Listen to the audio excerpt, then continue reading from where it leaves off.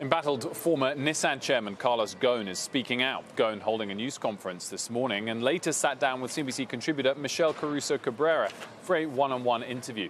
This just 1 week after his infamous escape from Japan. Michelle joins us now with more on what Ghosn had to say. Hey, Michelle. Hey there, Wilfred. Yeah, the events here in Lebanon today with Carlos Ghosn are part of his intensive campaign to try to rehabilitate his reputation and try to convince the world, the court of public opinion, that he is an innocent man now that he's not going to face trial in Japan after this incredible caper that got him out, as you mentioned, a week ago.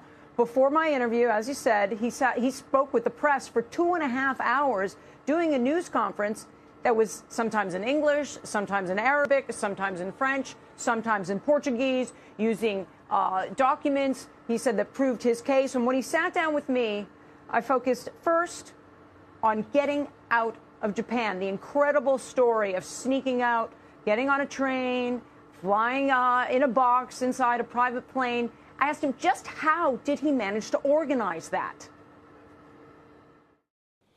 Well, I did myself, obviously with the help of some people that I got to know. But as you know, I'm not going to develop this because I'm going to expose them. And you can imagine that I'm not going to take any risk with people who have really dared to give me help into how to leave Japan without creating any trouble, which was the case.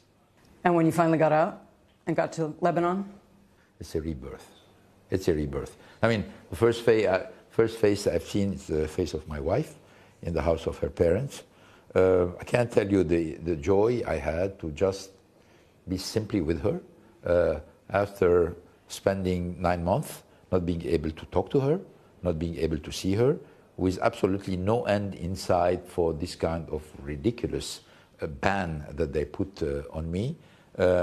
It has a special taste. So in a certain way, it helps you put back priority in your life about who other people are the most important, what other things you should be doing. I'm a different man today. How much did it cost?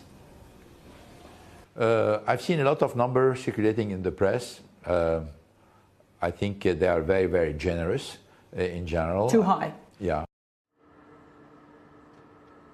We talked about a number of other things as well, particularly the charges that first got him arrested in Japan, whether or not he and Nissan understated his income by a large amount.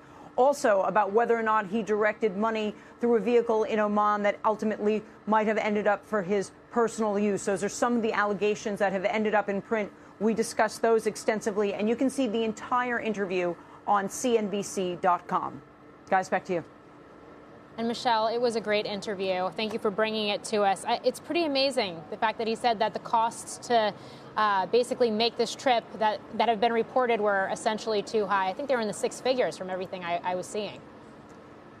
I have seen some as high as $20 million. I think that's probably very high. But when you read about the details as to how many scouts had to go out and check airports throughout Asia to see where were the weakest links in security, I mean, just the logistical costs were probably very, very high. But some numbers were extremely, extremely high, and he's suggesting it wasn't quite that much.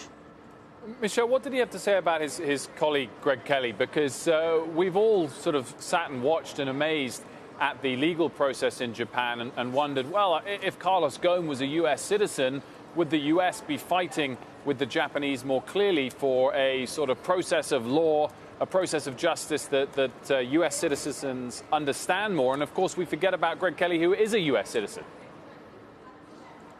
Yeah, I asked him about that. I said, do you feel any guilt about the fact that your subordinate and your co-defendant is still back in Japan?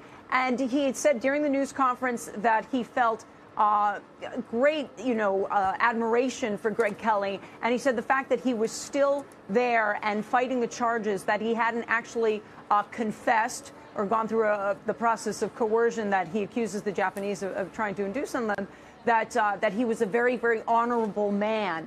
I said, did you try to help him to get out like you did for yourself? And he said, I couldn't even talk to him. I wasn't permitted any communication with him, suggesting that it would have been impossible to help Greg Kelly get out in the same way. Michelle, thanks so much.